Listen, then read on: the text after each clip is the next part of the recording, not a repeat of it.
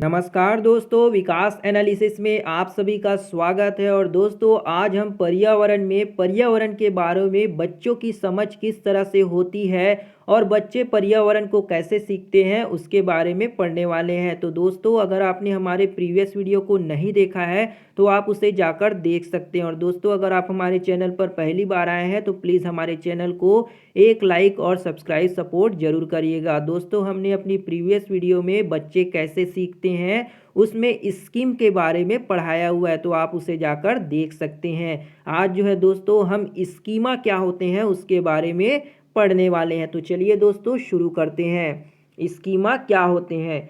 कल्पना कीजिए कि कोई बच्ची पहली बार एक बिल्ली को देखती है। आपको कल्पना करने को कहा जा रहा है कि कोई बच्ची है जो पहली बार एक बिल्ली को देखती है और उसे बताया जाता है कि यह बिल्ली है। और उसे अब हम बता रहे हैं कि यह जो बिल्ली है वो क्या है, यह एक बिल्ली है। उसके दिमाग में बिल्ली के कौन से गुण दर्ज होंगे। अर्थात जब आप पहली बार बच्ची को समझाएंगे या दिखाएंगे कि यह बिल्ली है तो बच्ची के मस्तिष्क में, दिमाग में कौन सा गुण जो है वो शामिल होगा। शुरू में शायद यह दर्ज हो कि बिल्ली का शरीर बालदार होता है। शुरू में बच्ची का क्या ज्ञान होगा कि बच्ची को यह पता चले कि जो बिल्ली होती है उनके शरीर में क्या होते हैं, बालदार होते हैं। आगे चलकर शायद और बिल्लियों के बारे में पढ़कर या सुनकर बिल्ली की उसकी दिमागी छवि के अन्य गुण जैसे चार टांगे, दूध पीना, चूहे का पीछा करना, दूसरी बिल्लियों से झगड़ना, लंबी मूछें, इस तरह के उनके विचार जो है बच्चे के मस्तिष्क में जुड़ते जाएंगे। और यह छवि किसी एक खास बिल्ली पर नहीं बल्कि सभी बिल्लियों पर लागू होते जाएंगे। बिल्ली की उसकी दिमागी छवि धीरे धीरे क्या होगी, विस्तृत होती जाएगी, बड़ा रूप में उनके मन में या मस्तिष्क में विकास होने लगेगा। जैसे जैसे उसमें ज़्यादा कड़ियाँ व संबंध जुड़ते जा रहे हैं, इस तरह की संज्ञान संरचना को स्कीम कहते हैं। क्या कहते हैं, इस तरह की जो संज्ञान संरचना होती है उसे स्कीमा कहते हैं। अर्थात बच्ची को छोटे रूप को दिखा करके बड़े बड़े रूप में उनको क्या करना, ट्रांसफॉर्म करना या उसे परिवर्तित करना ही क्या कहलाता है, स्कीमा कहलाता है। आगे देखते हैं दोस्तों, किसी अवधारणा का स्कीमा उस अवधारणा व उसके गुणों और अन्य अवधारणाओं के साथ उसके संबंधों को लेकर किसी व्यक्ति की समझ के रेखा चित्र को प्रस्तुति को कहते हैं। किसी रेखा चित्र को व्यक्ति के समझ जो है प्रस्तुत करना ही क्या कहलाता है, स्कीमा। कोई अवधारणा हो गया, कोई कॉन्सेप्ट हो गया और उसके गुण और उसके अन्य जो कॉन्सेप्ट है उसमें संबंध यानी कि रिलेशन बता करके किसी व्यक्ति में समझ के रेखा चित्र को प्रेजेंट करना ही क्या कहलाता है, स्कीमा कहलाता है।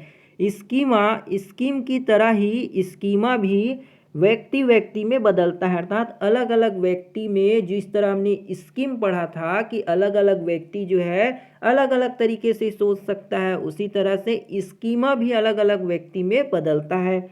एक ही व्यक्ति के लिए भी यह वही का वही नहीं रहता। अर्थात एक ही व्यक्ति के लिए वही का वही नहीं रहता, मतलब सेम नहीं रहता। उस अवधारणा के बारे में व्यक्ति की समझ बदलने पर स्कीमा भी बदल जाता है। मसलन बच्चा कुत्ते की एक दिमागी तस्वीर बनाता है। धीरे धीरे यह तस्वीर बदलती है और ज़्यादा विशिष्ट होती जाती है। बच्चे ने अभी क्या जो है कुत्ते के बारे में दिमागी तस्वीर बनाया और धीरे धीरे उसके बारे में उसकी तस्वीर या विचारधाराएं जो है बदलती जाएंगी और वो और ज़्यादा विशिष्ट रूप में होती जाती है। लेकिन उनमें ज़्यादा विस्तृत संबंध बनते जाते हैं। जब वह अवधारणा को और व्यापक करता है तो वह अपने नए नए अनुभव को इसमें सम्मिलित करके कुत्ते के स्कीमा को बदल देता है। अर्थात नए नए अवधारणाएं या नए नए अनुभव को अपने दिमाग में स्टोर करने लग जाता है। स्कीम की ही तरह स्कीमा में भी समायोजन व परिवर्तन के जरिए विस्तार होता है। इस लाइन को आप याद रखिए दोस्तों। स्कीम की तरह ही स्कीमा में भी समायोजन वह परिवर्तन के जरिए क्या होता है, विस्तार होता है, एक्सपांड कर सकते हो उसको भी। जैसे कि फूलों के बारे में उसकी प्रारंभिक समझ जो बनी वह धीरे धीरे विस्तृत होती चली जाती है। एक तरफ फूलों के रंग के आधार पर बच्ची की स्कीम विकसित होती जाती है, वहीं और भी पहलू जुड़ते जाते हैं और फूलों को लेकर स्कीम की जटिल होती जाती है। और क्या होती जाती है, कॉम्प्लेक्स, जटिल होती जाती है। इस जटिलता में फूलों की गंध, आकार जैसी चीज़ें जो है शामिल होने लगती है। जब बच्ची नए नए गुणों को शामिल करती जाती है तो एक स्कीम की तरह स्कीमा का भी समायोजित होता रहता है। आपने देखा कि बच्ची की स्कीम व स्कीमा सम्मिलन व समायोजन के जरिए विकसित होती है।